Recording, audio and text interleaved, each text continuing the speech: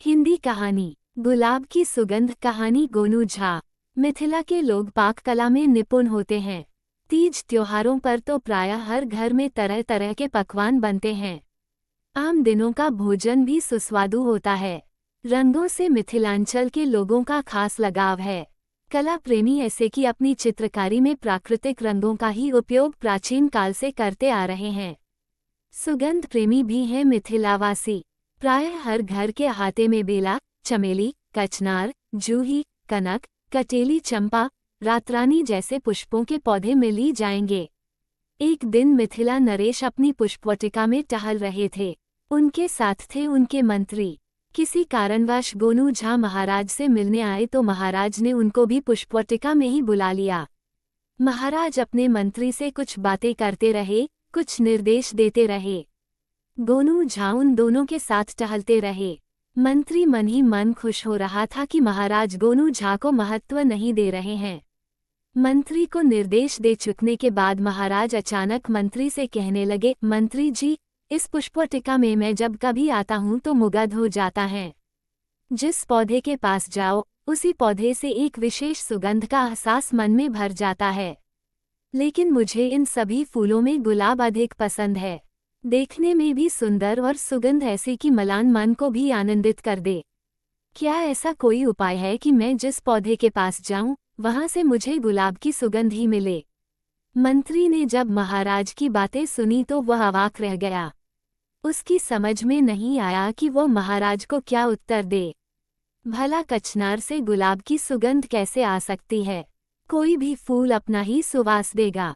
महाराज को यह क्या सूझी? अचानक मंत्री को आई बला को टालने की तरकीब सूझ गई। उसने तुरंत महाराज से कहा, महाराज, गोनू झा के रहते हुए इस प्रश्न का उत्तर मैं दूं उचित नहीं लगता। महाराज समझ गए कि मंत्री उन्हें कोई उपाय बताने की स्थिति में नहीं है, इसलिए वह बात टाल रहा है। वे मन ही मन मुस्कुराए और फिर गोनू झा की ओर देखा।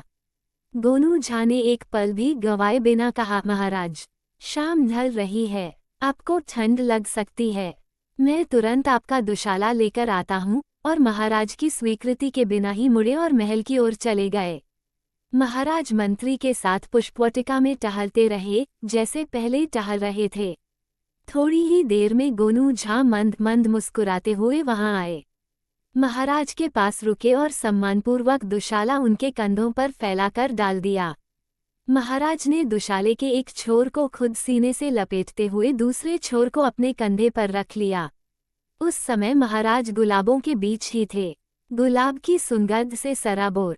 थोड़ी देर वहां टहलते रहे महाराज और उसके बाद दूसरे फूलों की ओर बढ़ते हुए उन्होंने गोनू झा से पूछा, पंडित जी, क्या कोई उपाय है कि मैं जिन फूलों के पास जाऊं उनसे गुलाब की सुगंध ही आए? गोनू झा मुस्कुराए और बोले, उत्तर मिल जाएगा महाराज। थोड़ी देर में ही वे लोग पुष्पवाटिका के ऐसे छोर पर पहुंच गए जहां बेला, जूही, चमेली जैसे श्वेत पुष्पों की निराली छटा बिखरी हुई थी, मगर महाराज को वहां भी गुलाब की सुगंध मिल रही थी। भीनी भीनी सुगंध। महाराज ने मंत्री से पूछा, इन फूलों से कैसी सुगंध आ रही है? मंत्री ने कहा, बेला, जूही की मिली जुली सुगंध।